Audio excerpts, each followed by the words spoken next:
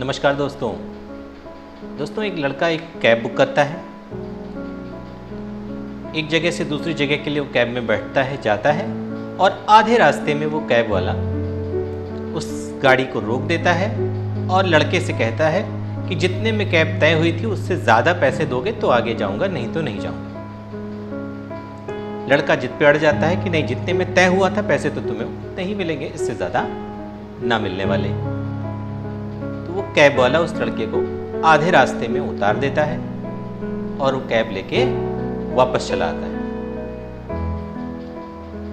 और वो लड़का हिंदुस्तान में ओला नाम की एक कैब की कंपनी खड़ी कर देता है। कैसी कंपनी? जिसमें ना उसकी गाड़ी है ना उसका खुद का ड्राइवर है। गाड़ी किसी और की, ड्राइवर वही जिसकी गाड़ी। और ये कंपनी आज कई हजार करोड़ की कंपनी बन गई। एक लड़का जब स्टूडेंट लाइफ में होता है उसे घूमने टहलने का बड़ा शौक होता है। स्टूडेंट लाइफ में पॉकेट में पैसे कम होते हैं। वो घूमने टहलने जब एक शहर से दूसरे शहर जाता है तो उसे कम पैसे में रुकने की अच्छी जगह नहीं मिलती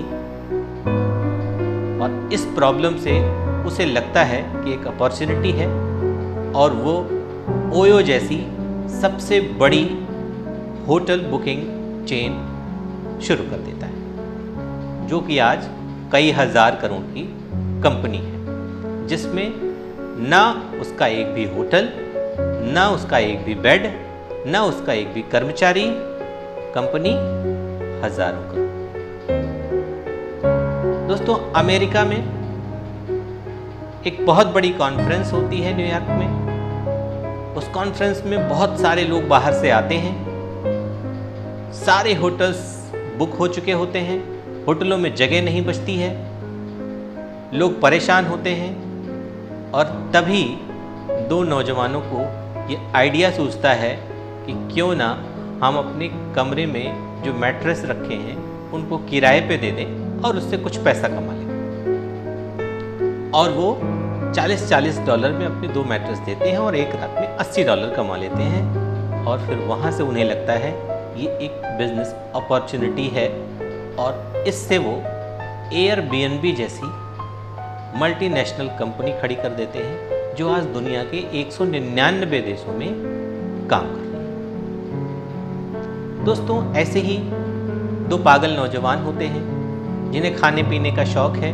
वो बाहर रेस्टोरेंट में जाते हैं। कई बार उनके मनचाही चीज़ जिस रेस्टोरेंट में मिलती है वहाँ पर्याप्त जगह नहीं होती, अच्छा अकोमोडेशन नहीं होता, वो खा नहीं पाते, लेकिन उसका सामान उन्हें पसंद है, जो उन्हें खाना है, उन्हें चाहिए। तो यहाँ से फिर उन्हें एक आइडिया सूझता है कि अगर हम इस तरह के खाने को लोगों के घरों तक पहुँचा दें, जहाँ खाने की बढ़िया जगह बैठ के खाने के लिए उपलब्ध नहीं है, तो इससे लोगों की कोई समस्या का समाधान हो सकता है। और इस आइडिया से निकलता है जोमेटो, जो आज कई हजार करोड़ की कंपनी है। और वो करती क्या है? ना उसका एक भी रेस्टोरेंट है, ना उसके एक भी एम्प्लॉई हैं। आपकी बाइक किसी और का रेस्टोरेंट, लड़का रेस्टोरेंट से खाना लाकर आपके घर तक पहुंचा देता है और ये एक 1000 करोड़ की कंपनी बन जाती है। आप समझ पा रहे हैं मैं क्या कह रहा हूं? जी। तो दोस्तों, अगर आपको अब भी ये लगता है कि आपके पास पैसे नहीं हैं, इंफ्रास्ट्रक्चर नहीं है, इस वजह से आप कुछ बड़ा नहीं कर पा रहे हैं, तो दरअसल ये एक गलतफहमी है। क्योंकि मैंने जितने नाम ये चारों गिनाए, आज ये मल्टीनेशनल ब्रांड बन गए हैं, हजारों करोड़ की कंपनियां हैं। जब ये शुरू की गई तो इनको शुरू करने वाले लड़कों की उम्र 24-25 साल थी। ये कोई बहुत रिच बैकग्राउंड के नहीं थे, इनके पास भी कुछ नहीं था, लेकिन इन्होंने हजारों करोड़ की कंपनियां खड़ी की और इन्हें हजारों करोड़ की फंडिंग भी मिली। क्यों?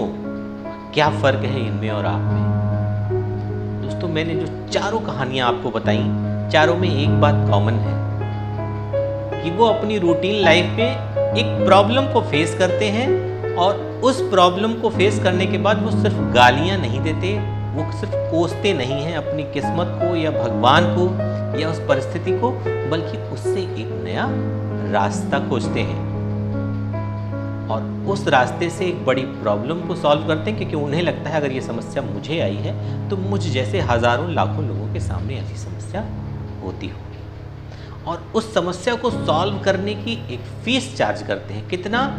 पर कस्टमर 20 रुपये, 30 रुपये, 40 रुपये। सिर्फ इतना लेकर भी आज ये हजारों हजार करोड़ की कंपनियां हैं जिनमें इनका खुद का कोई इंफ्रास्ट्रक्चर भी नहीं है।